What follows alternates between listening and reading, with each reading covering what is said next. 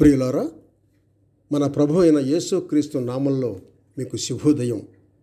ఆయనను గూర్చి అనుదిన ఆత్మీయ ఆహారం మే 19 ప్రభుదినం. నేటి మన ధ్యాన లేఖనం హెబ్రీయులకు రాసిన పత్రిక 7వ అధ్యాయం 25వ వచనం. ఈయన ద్వారా దేవుని యొద్దకు వచ్చు వారి పక్షమున విజ్ఞాపనము చేయుటకు నిరంతరము జీవించున్నాడు కనుక వారిని సంపూర్ణముగా రక్షించుటకు శక్తిమంతుడై ఉన్నాడు. వ్యాఖ్యాన అంశం ఆయన నిరంతర యాజకత్వం. మొదటి భాగం. వ్యాఖ్యాన అంశం ఆయన నిరంతర యాజకత్వం. మొదటి భాగం. వ్యాఖ్యానం. అమెరికాను క్రైస్తవ దేశం అంటారు కావచ్చు. అమెరికా క్రైస్తవ దేశమైనా అక్కడ ఉన్న క్రైస్తవులు అనబడిన వారందరూ నిజ క్రైస్తవులు కారు. అలాగే ఏ దేశంలోనైనా క్రైస్తవులు అనబడిన వారందరూ నిజ క్రైస్తవులు కారు. ఎక్కడైనా నిజ క్రైస్తవులు సంఖ్యకు చాలా తక్కువ. అమెరికాలో కానీ మరెక్కడ కానీ క్రైస్తవ మత బోధకులు ఎంత విద్య గలవారైనను వారు చెప్పే సంగతులన్నీ సరి అని అనుకోకూడదు. వారు చెప్పే కొన్ని సంగతులు సత్యానికి చాలా దూరం. దృష్టాంతం, అమెరికా స్వాతంత్ర్య సమరంలో దేశాభిమానులైన యవనులు ఎందరో ప్రాణాలు కోల్పోయారు. దేశ రక్షణ కొరకు వారు ప్రాణత్యాగం చేశారు అనే మాట నిజమే. అయితే వారి సంగతి ఏమిటి?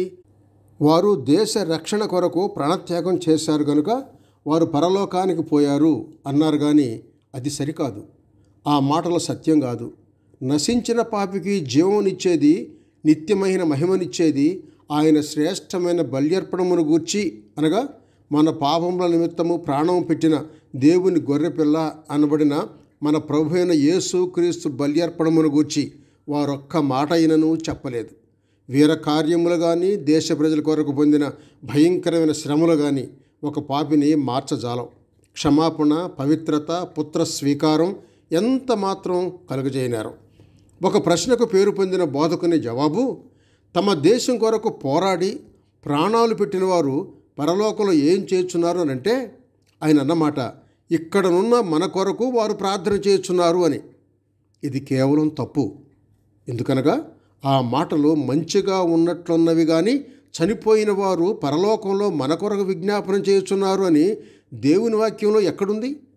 క్రొత్త నిబంధన అంతటిలో ప్రభువునందుండి మృతులైన వారు ప్రభువునొద్ద ఉన్నవారై భూలోకంలో ఉన్నవారి కొరకు ప్రార్థన చేయుచున్నారని పరిశుద్ధాత్మ ఎక్కడ బోధిస్తున్నాడు?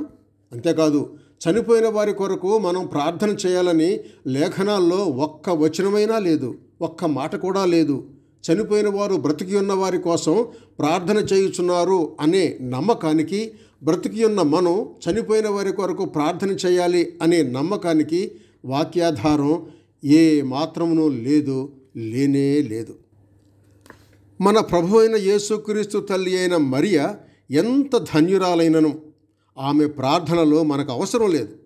గత శతాబ్దాల్లో హతసాక్షులైన వారి ప్రార్థనలో మనకు అవసరం లేదు. క్రైస్తవ మత గురువుల శాసనాల ప్రకారం చచ్చిన వారు సెయింట్లు అవుతారు. బతికినంత కాలం పాపాత్ములు, చచ్చిన తరువాత సెయింట్లు. ఎంత విపరీతం! బైబిల్కి ఎంత విరుద్ధం! అట్టి వారి ప్రార్థనలు మనకు అక్కర్లేదు. ఎందుకంటే మన పక్షంగా విజ్ఞాపన చేయువాడు ఒక్కడు మాత్రమే ఉన్నాడు.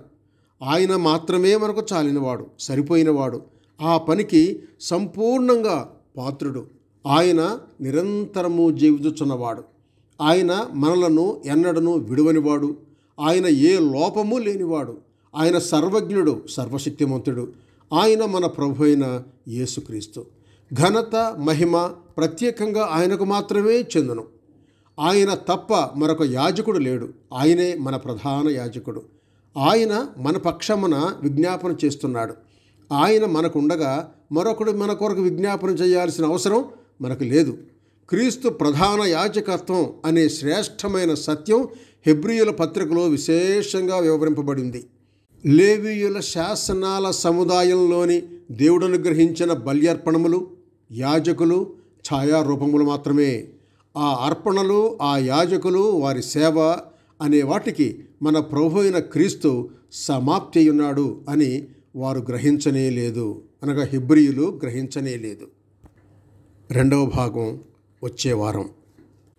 సహోదరుడు ఎం. డేవిడ్సన్. శుభములతో వందనాలు.